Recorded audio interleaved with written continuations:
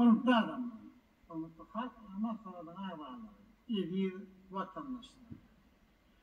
Türkmenin yaşlılardaki öňe sürünmeli, soralarını, umuma, gelecekte yurdumuzu dolandırmakta bir meseleni makul olsa onda saýlawlary we salşyklar geçirmek boýunça merkez toparın başlygy.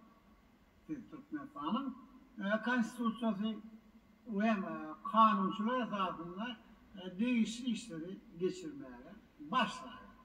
Hürmetli adamlar, edir vatandaşlar, hürmetli halk matbaatyna gatnaşýarlar. Hey, sizin başka sorunuz var mı? Yok mu? Ondan hürmetli adamlar, ne bize bu yendirýär Atawatanyň anlardan gelenen gäp, gesurlar da halk olup arzyýlykda döwlet ähmetli maslahat geçirdi. Ýurdumyň geljekke makbanyň meselelerini aralyp maslahatlaşdy. Minnetin äkliňe yendirýärken minnetdarlyk bildirýär.